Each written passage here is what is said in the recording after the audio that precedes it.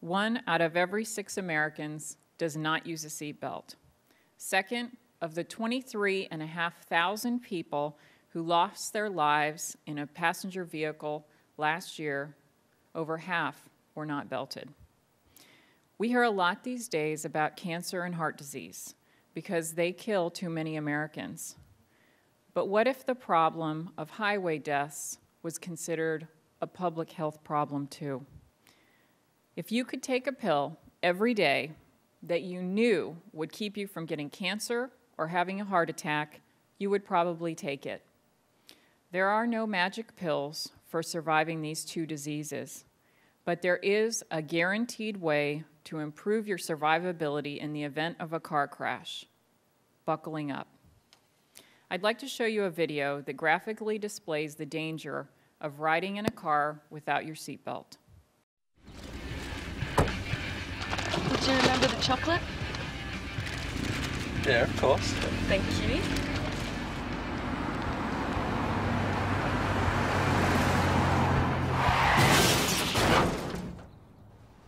Do you have any idea what happens to you in a crash when you're not wearing a seatbelt, even at as little as 50 kilometres an hour?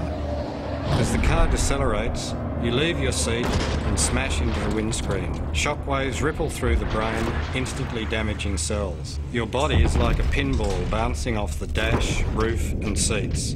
The forces fracture limbs and puncture your lungs. Then you're likely to collide with belted occupants, severely injuring them too. The result could be severe brain or spinal injuries from which you are unlikely to recover fully. Why would you ever get into a car without putting on a seatbelt? Seatbelts save lives, almost 13,000 lives in 2009 alone. Seatbelts can also mean the difference between life and death for other occupants who are in the car with you. The Safety Board recommends that states enact primary enforcement seatbelt laws.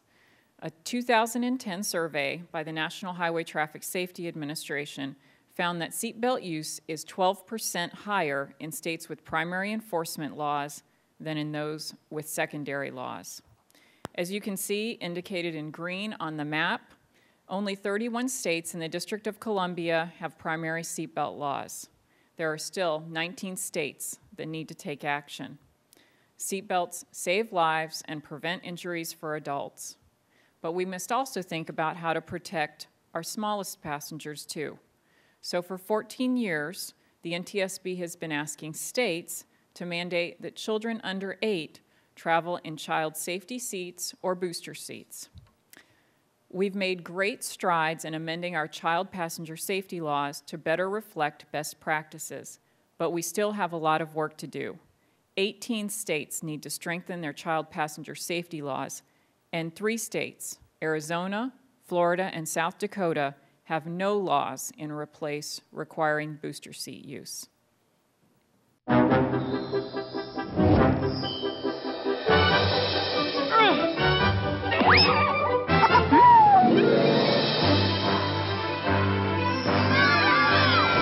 Once they've outgrown their toddler seat, they're still not ready for adult safety belts alone.